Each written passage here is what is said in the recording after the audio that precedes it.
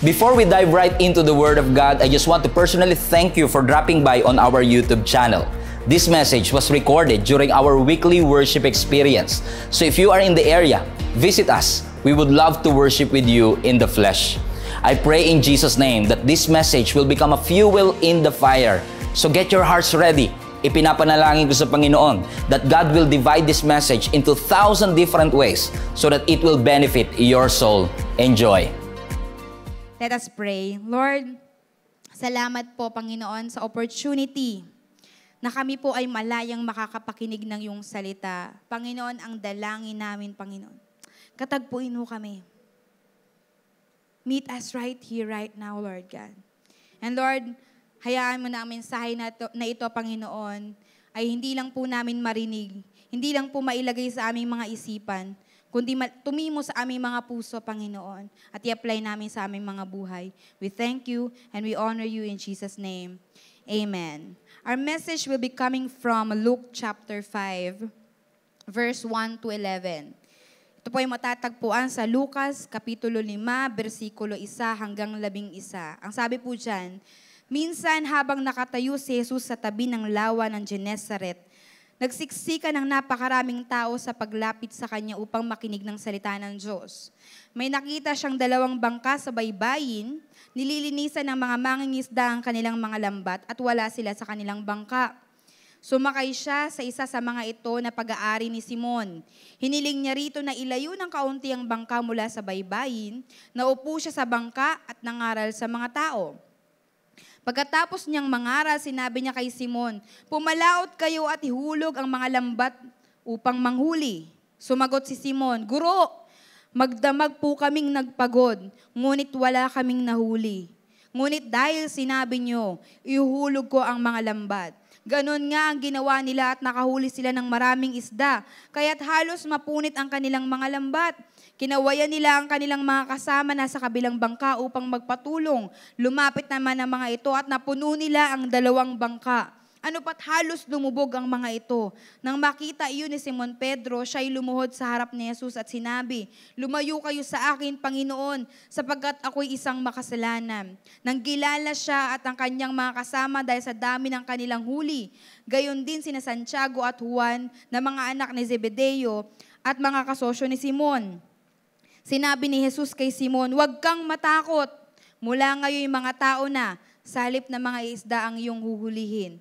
Nang maitabi na nila ang mga bangka sa pampang, iniwan nila ang lahat at sumunod kay Jesus. Yung binasa po natin na story, kaya ko po pinili ang Tagalog sapagkat napakalinaw po ng pagkakakwento sa atin ng Biblia sa nangyari. So ang kwento po, Jesus was teaching, Nagtuturo po ang Panginoon at sabi doon, nagsiksikan daw ang maraming tao. There's a great crowd na nakikinig sa salita ng Panginoon. At sumusunod sila sa Panginoon, nakikinig sa kanyang mga salita. At nung si Jesus ay nangangaral ng kanyang mga salita, nakakita siya ng 2 boat na nakapark. Hindi boat na pumapalaot, bear that in mind, kundi boat na nakapark, nakahinto. So nung nakita niya yung 2 boat na nakahinto, ang sabi ng Biblia, sumampa si Jesus sa boat. At yung boat daw na yon ay pag-aari ni Simon Pedro. At ang sabi doon, nung sumampa na si Jesus doon sa boat na nakapark, ang sabi ng Bible, sinabi ni Jesus kay Simon, sabi niya, "Iusog mo ng konti para medyo mas makikita ako ng mga tao," sabi niya gano'n. So imagine, nung time na to, ang senaryo, napakaraming tao. Amen? And imagine, yung situation ni Jesus, kung siya ay nakatayo lang, imagine kung wala po ako sa stage na ito, wala ako sa platform na ito, nakatayo lang ako sa same na floor na tinatapakan ninyo, malamang yung mga nasa likod hindi ako makikita. Amen? Malamang yung mga nasa likod, hindi ako maririnig ng maayos. Amen? So, ganun yung senaryo ni Jesus, na ang daming nakikinig sa Kanya, pero ang concern ni Jesus, hindi lahat nakakapakinig ng maayos. Amen? Parang yung simbahan natin, ang daming napupunta sa overflow area. Ang daming hindi nakakapasok kasi puno na yung service hall. Kaya magpa-project jobs tayo, sabi ng ganon. i-expand natin yung ating simbahan. Kasi ganun ang gusto ng Panginoon eh. Amen? Hindi tayo humihinto na i-expand ng glory ng Panginoon. Kasi hanggat may isang taong hindi pa nakakakilala sa Panginoon, hindi tayo hihinto. Amen? So ang ginawa naman ni Simon, sumunod naman siya, nilayo niya naman ng konti, at nakapangaral ang Panginoong Jesus. Amen? Ang sabi sa verse 4, pagkatapos niyang mangaral, nakapangaral ng maayos ang Panginoon, maraming tao ang napagpala, maraming tao ang na-bless sa senaryo na yon. And verse 4, pagkatapos niyang mangaral, pagkatapos mag-preach ni Jesus, sabi niya kay Simon, pumalaot kayo at ihulog ang mga lambat upang manghuli. Sabi niya, sa fisherman, sabi ng teacher, sa fisherman, go fishing again. Mangisda kayo ulit. Pumalaot kayo ulit. And Jesus, as frustrated at this time, kasi bakit frustrated si Peter at this time? Kasi, nung nakita ni Jesus yung boat, naalala nyo, nakapark. Ang sabi ng Bible, wala na dun yung mga mangingisda, wala na dun yung may-ari ng bangka, kasi nililinisan na nila yung kanilang mga lambat. Kasi tapos na silang manghuli. Right? So imagine niyo, buong gabi nang huli sila, at sabi ng Biblia, wala silang nahuli, ni isa. Kahit katataba, wala silang nahuli. Amen? Tapos, nung pagod na sila, nung huminto na sila, nung pinark na nila yung boat, nung nililinis na nila yung lambat, sinabi ni Jesus, pumalaot kayo ulit. Na kung ako siguro si Peter, wait lang, excuse me teacher, ikaw teacher ka po, nire-respeto. Pero ako fisherman, magdamag na po kaming ng huli. Pero wala po kaming nahuli. Nothing. Wala. Kahit isa. Let me ask you a question this evening. Pagod ka na rin ba? Hindi, tanong lang wala pong personalan. Tanong lang. Kasi parang pagkakasabi ko nun, parang gusto niyo akong sapakin eh. Parang pagod na talaga eh. Pagod ka na rin ba? Or have you ever been hopelessly unproductive and unsuccessful at something? Gaano po karami sa atin ang attempting to have a child, but we're unsuccessful in having one. Ang tagal mo na nag-aantay ng anak pero walang binibigay ang Panginoon. Tinry mo na lahat ng OB-GYN. Lahat ng pagpapacheck up ginawa mo na pero wala.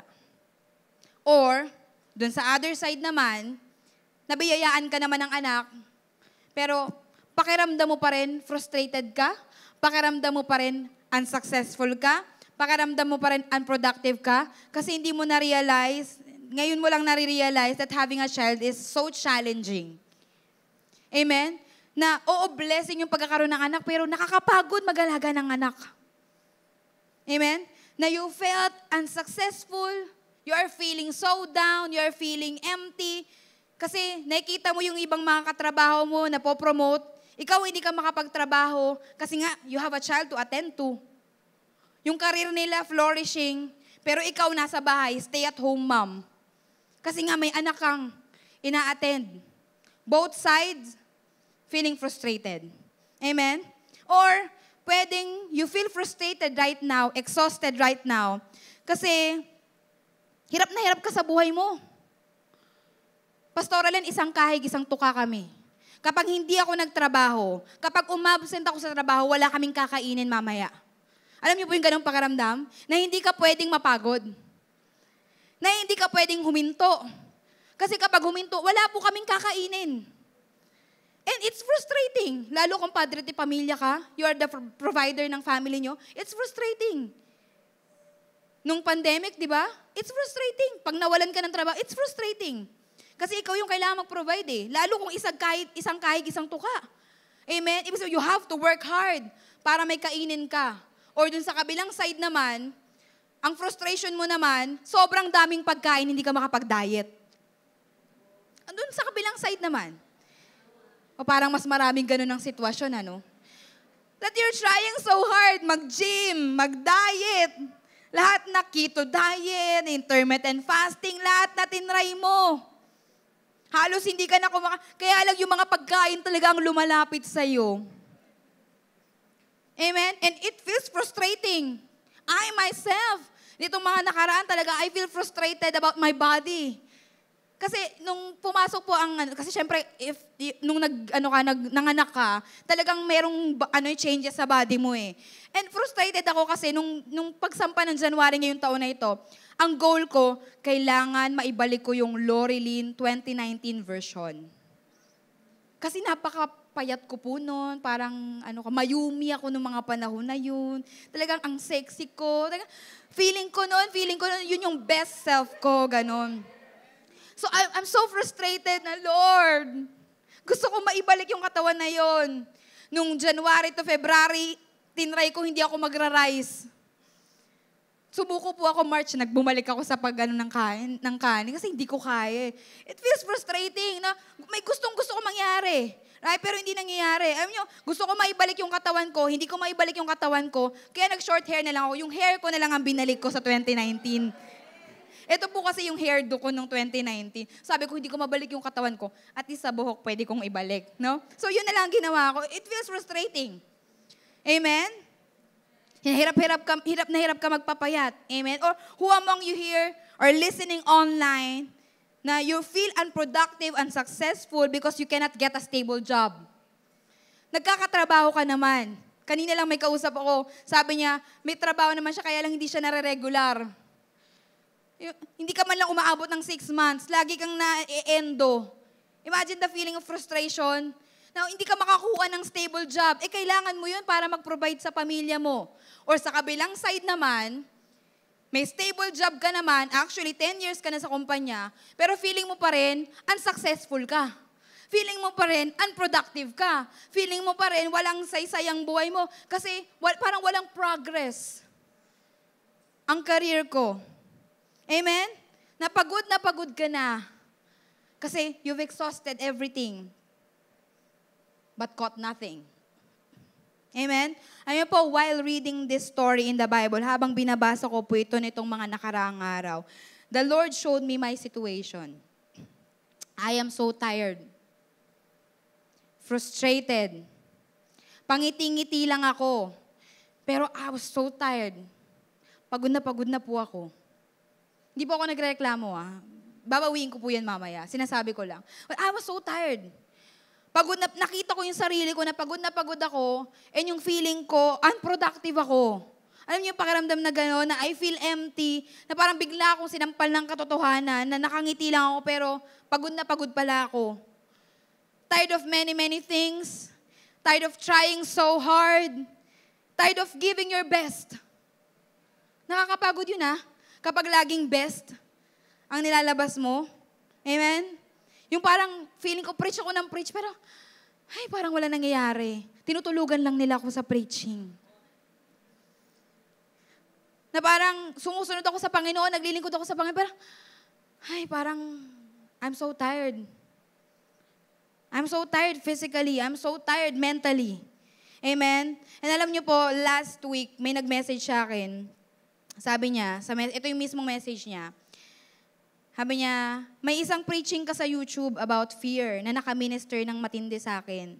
Glory to God. Keep preaching, Len. Ang simple lang nung sinabi niya, no? Keep preaching, girl. Parang ganun lang parang ina-encourage lang. Pero alam niyo po, nung pagkabasa ko nito, nagkanda-iyak talaga ako Iyak ako ng iyak. Kasi at that moment, at that point, I was about to quit. At that point, yung moment na yung pagod na ako. Amen? Kaya wag po kayong magdadamot na mag-appreciate sa mga taong ginagamit ng Panginoon para i-encourage tayo. Lifesaver po yan minsan. Yung naging lifesaver sa akin yun Amen?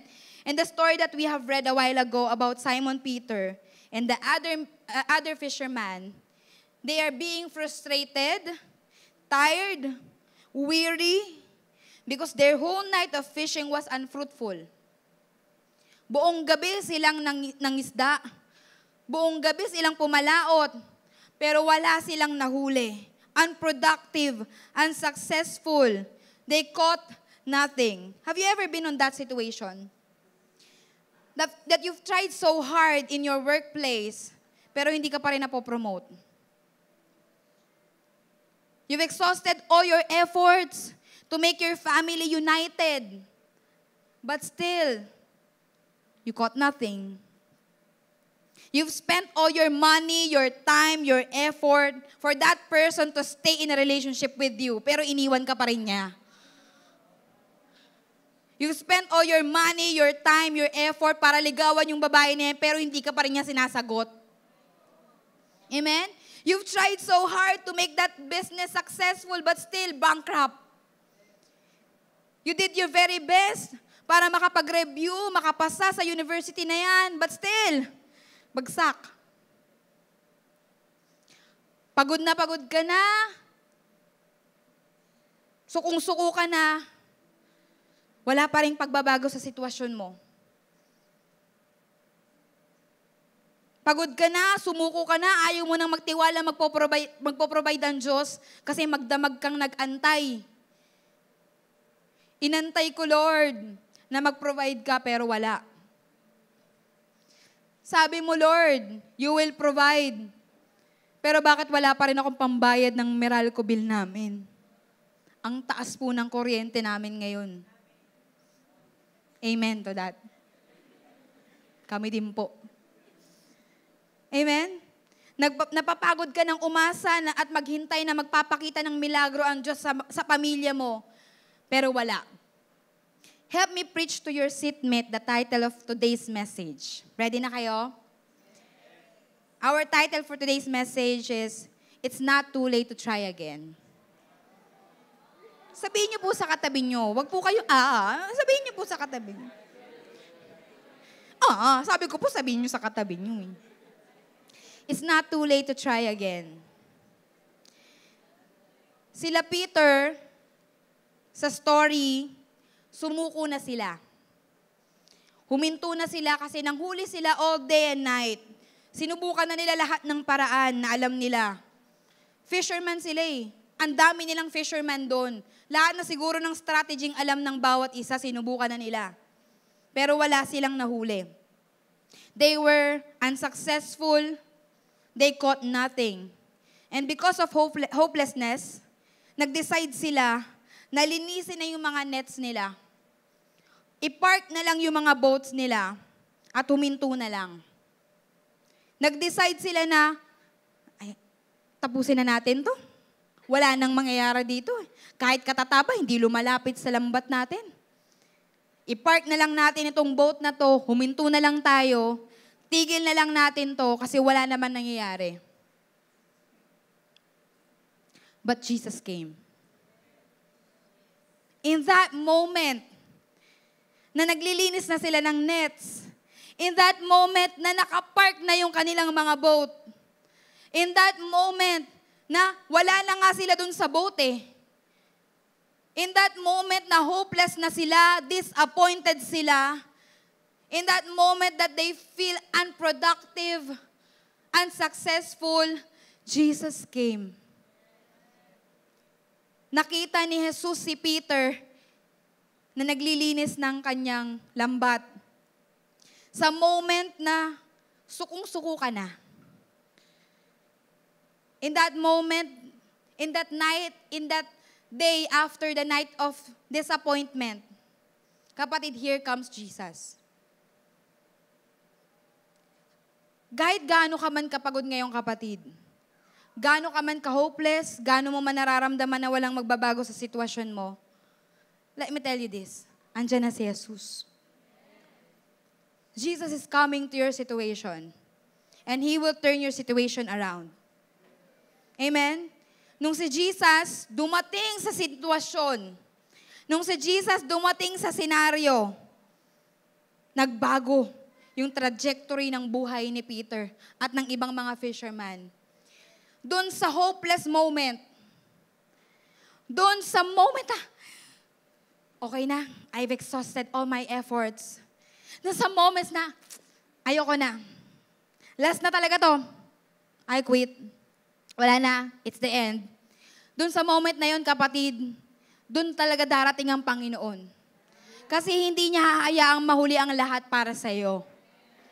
Amen? In that hopeless moment, Jesus came for Peter. Amen? And nung sabi doon, the Lord climbed into Simon Peter's boat. Anong tinatanong ko nga, sir?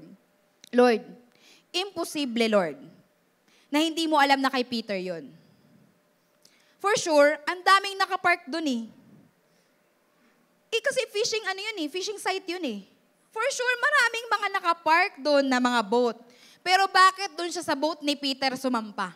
Sabi ko, Lord, alam ko yung mga diskarte mong ganyan. Sure ako, may plano ka talaga. Ayun mga kapatid, kapag dumating si Jesus, talagang magugulat ka kasi may plano na siya agad na nakahanda. Hindi yung dun pala mag-iisip ang Diyos ng gagawin sa sitwasyon mo, no. Pagka nag-step in ang Panginoon sa situation mo, meron na siya agad plano in mind. I-execute niya na lang. Amen? Nung sumampa si Jesus sa boat ni Peter, intentional ang Panginoon to climb to Peter's boat.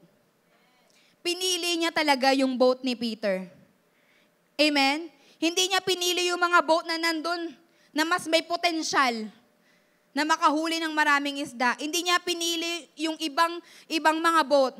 Ang pinili niya talaga yung boat ni Peter kasi intentional ang Panginoon nakatagpuin si Peter.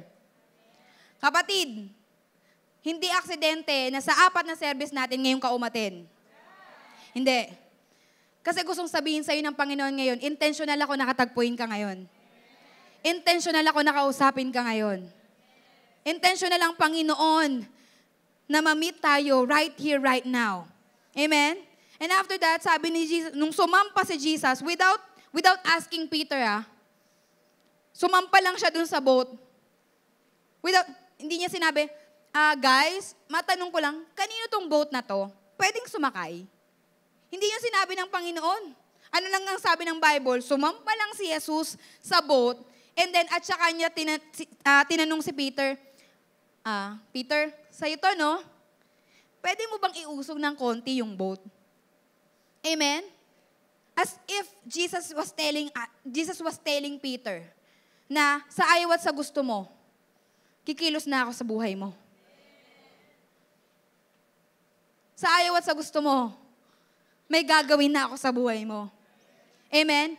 And it is as if Jesus was asking Peter, can I use your boat? Sa atin lang ba?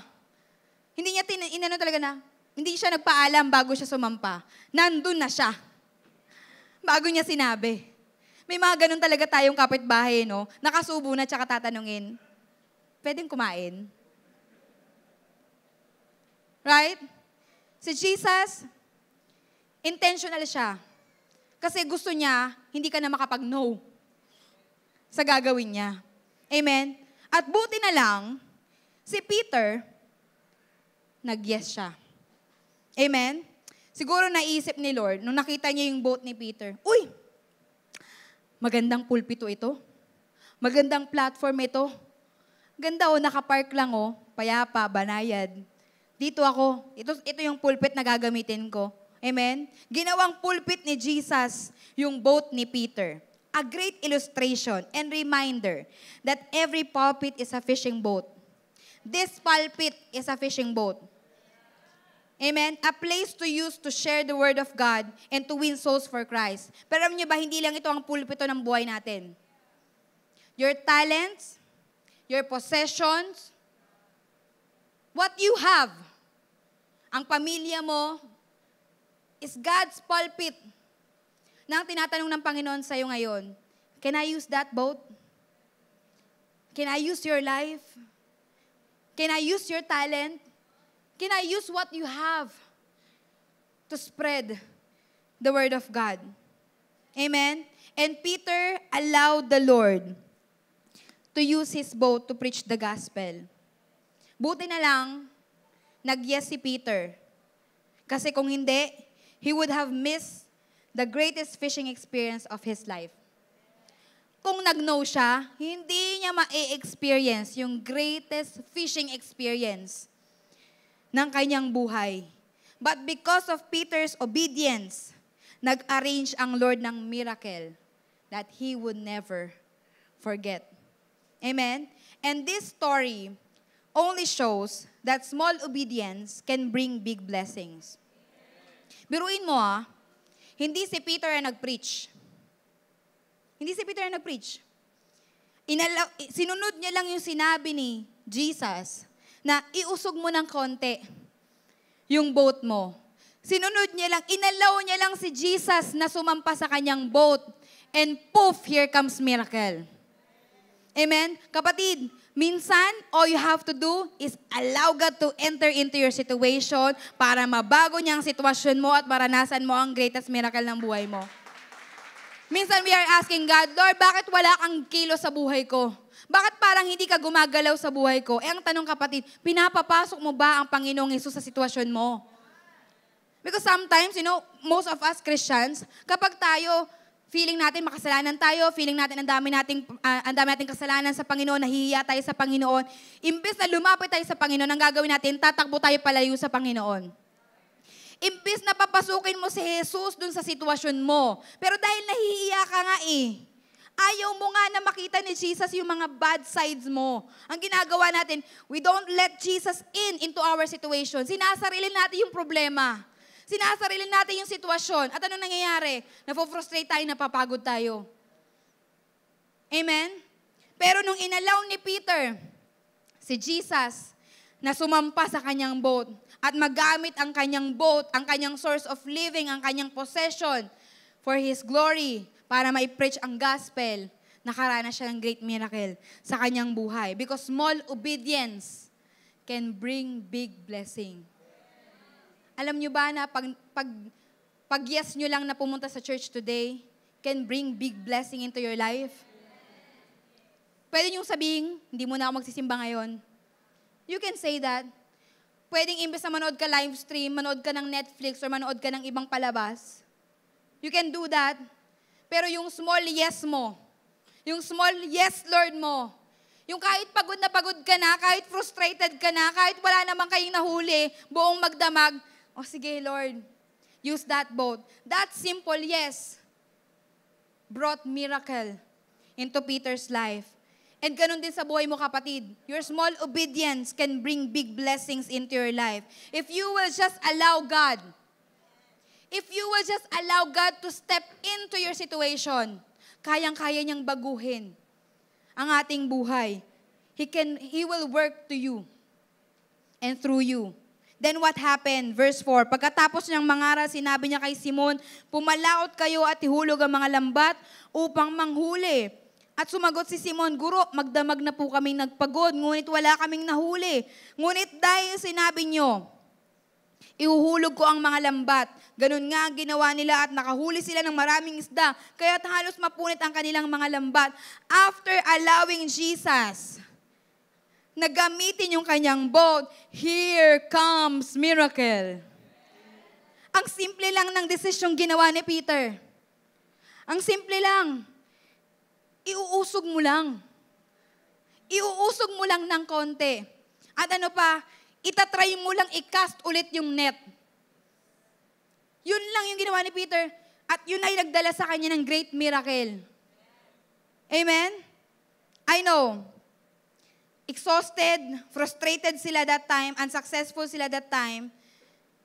Pero kapag nag-yes ka talaga sa Panginoon, kikilos at kikilos ang Panginoon. Kapatid, I know many of us were tired, frustrated, exhausted, unsuccessful, unproductive, or marahil marami sa atin kagaya ni Peter, sumuko na. Huminto na. And God is telling us right now, it's not too late to try again. Hindi pa huling ang lahat para subukan mong ulit. At sinasabi ng Panginoon sa iyo ngayong kapatid, alam ko na try mo na lahat. Alam ko sinubukan mo na lahat. Pero anak, try casting that net once more. Try hoping again. Try it again. Magtiwala ka ulit. Magtiwala ka ulit na may magagawa ang Panginoon sa buhay mo. Subukan mong maglingkod ulit. Subukan mong manalangin. Alam ko, huminto ka na sa pananalangin kasi parang wala naman sagot ang Panginoon. Pero subukan mo ulit. Subukan mo ulit magbasa ng Bible. Alam ko, minto ka na magbasa ng Bible kasi parang hindi mo naririnig ang Diyos. Pero subukan mo lang ulit. Try it again. Subukan mo ulit i-cast yung net. Subukan mo ulit ilaglag yung lambat. Try again once more. And I love Peter's answer to Jesus. Sabi sa verse 5, sabi ni Simon, Guro, magdamag po kaming nagpagod. Magdamag po kaming nagpagod. Nasabi niyo na rin po ba yan? Magdamag po kaming nagpagod. Parang damang-dama ko yung magdamag po kaming nagpagod. Amen? Ngunit wala po kaming huli. Ngunit dahil sinabi niyo, magdamag kaming pagod. Wala kaming huli. Pero dahil ikaw yung nagsasabi ngayon, Lord, I will try it again. Itatry ko pang uli. Pagod na kami, Lord. Pero dahil sinabi mo, susubukan ko ulit. Kapatid, sana ganito yung puso natin, no, kagaya ni Peter. Na, oh Lord, pagod na ako, ayoko na, gusto ko nang huminto na ako, suko na ako. Pero dahil sinabi mo, dahil ikaw ang nagsabi, Panginoon, try ko pa ulit. Susubukan ko pa ulit. You know what, maraming beses ko pong beses na nasabi sa asawa ko na, yung katagang ganito, ayoko na, pagod na ako.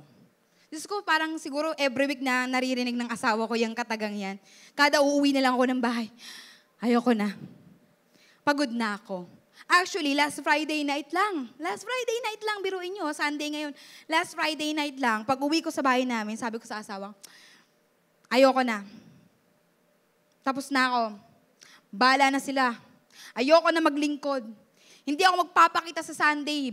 Iboboycott ko sila. Wala silang preacher sa Sunday. Bahala na sila. I don't want to show up again. Pagod na ako. Ayoko na.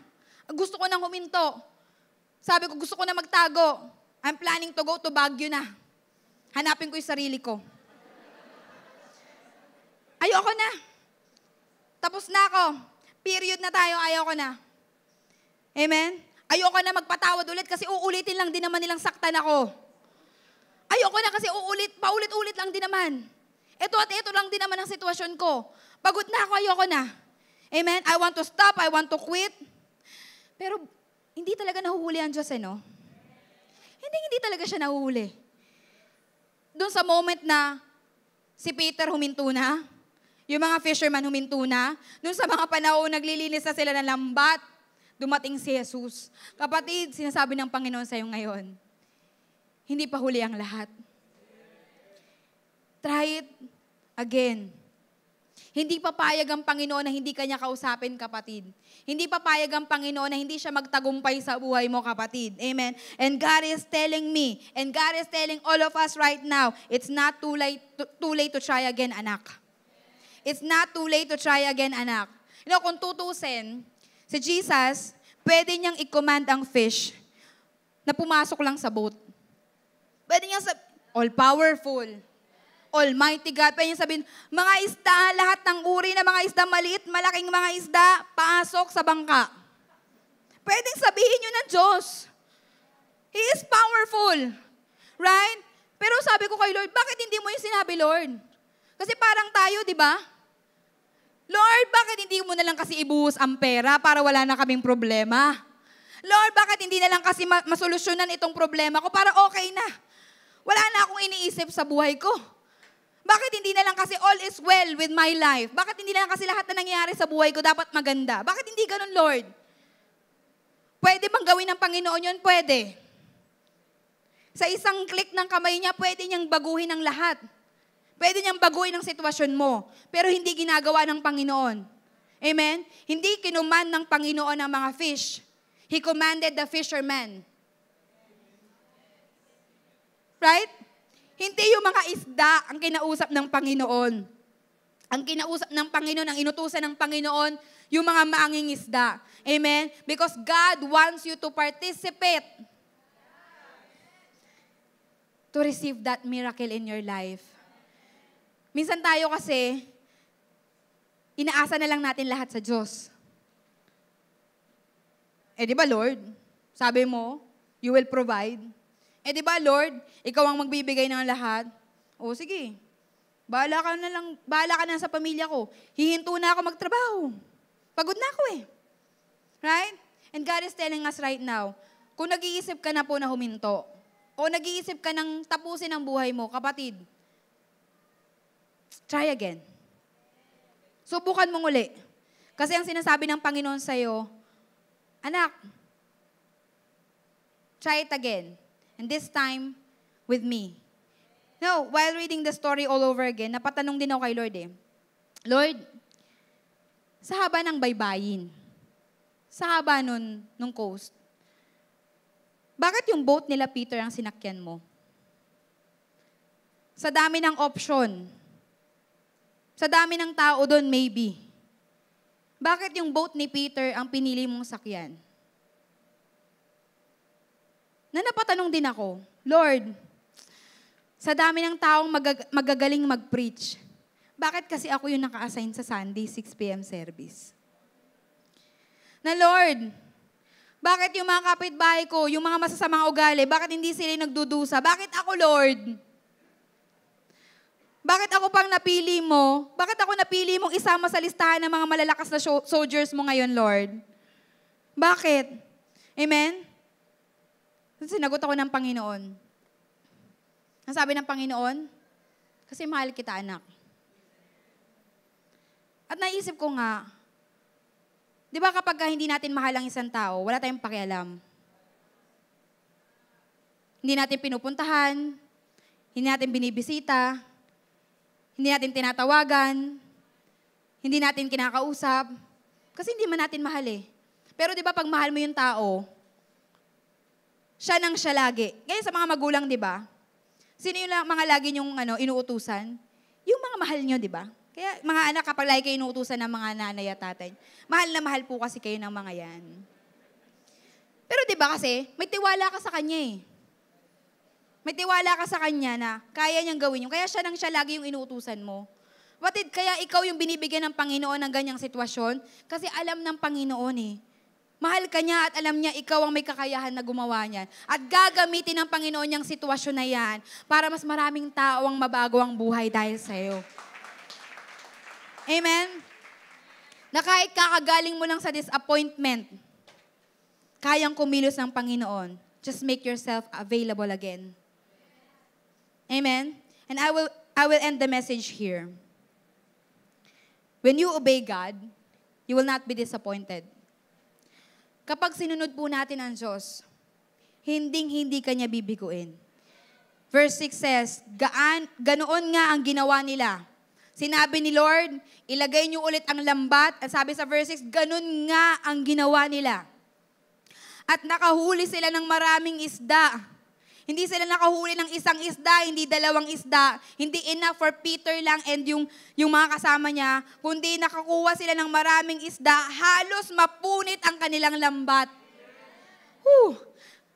To the point na kinawayan nila yung mga ibang fisherman. Hey guys, tulungan nyo kami. It's too much to handle. Napakaraming blessing na to na hindi ko na kaya ma-handle. Amen? Na kailangan ko na rin i-share sa inyo. Ganon magpala ang Panginoon, kapatid. God can use you when you obey God. Kung susunod ka lang, nasusubukan mo ulit. Kung hindi mo lang pag mamatigasin ang puso mo, nasusubukan mong ulit. Amen? He will not disappoint you. Amen? The moment they obeyed the Lord and try casting that net once more, net-breaking miracle happened. Kapag sinunod mo talaga ang Diyos, kapatid, hindi ka talo. Hindi ka mabibigo. Ginawa lang nila yung sinabi ni Jesus at nakahuli sila ng maraming isda. Kapatid, hindi pa huli ang lahat para subukan mong muli. Try hoping again. Try serving again. Try giving again. Maybe huminto ka na sa pagbibigay sa Panginoon kasi walang blessing na dumarating. Try trusting God again. And He will never disappoint you. Kahit pagod ka na, ang sabi ng Diyos, anak, alam ko pagod ka na, pero sundin mo lang ako. Just obey me. Just obey me. Alam ko, frustrated ka na. Alam ko ayaw mo na talagang ayaw mo na talaga magpatuloy eh. Pero subukan mo lang ulit. Every day, let us remind ourselves, try it again. The next day, wala pa rin yung miracle, try it again. Kung sa susunod na araw, wala pa rin yung miracle, try it again. Sabi nga, di ba? Try and try until you succeed. Try and try until you experience the miracle that God has in store for your life. Keep obeying the Lord.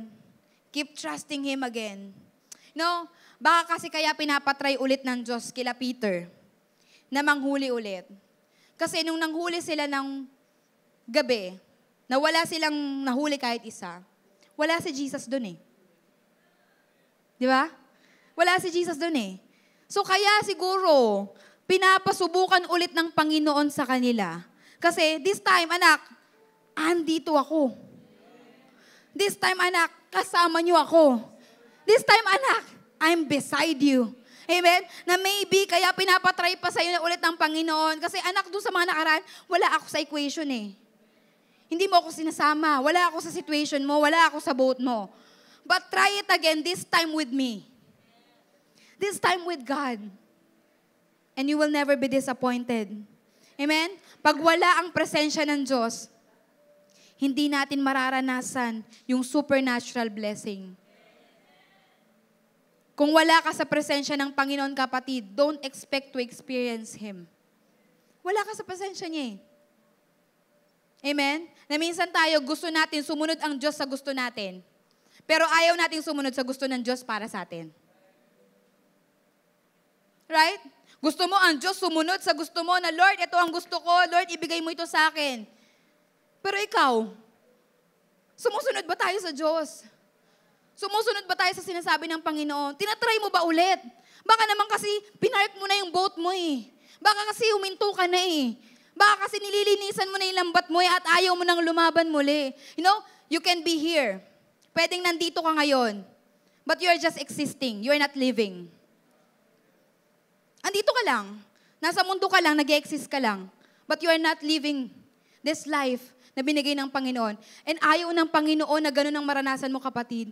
Ayaw ng Diyos na mag-exist ka lang sa mundong ito. God wants you to experience miracles.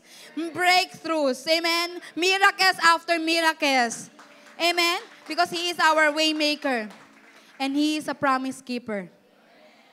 Kapag pinangako ng Panginoon, it will happen. Subukan mo lang ulit, kapatid. Magtiwala ka lang ulit. Lumapit ka lang ulit sa Panginoon. And you will never be disappointed. Hello Global Family, thank you for watching. If this message have impacted your life, please consider subscribing. Let us know in the comments what God spoke to you today. Where are you streaming from? Or how can we pray for you?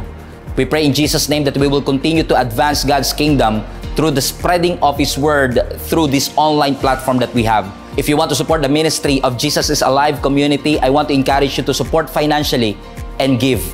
Go to our website, gsmnb.com/give, for you to know all the ways that you can support this ministry. I hope to see you soon. God bless you.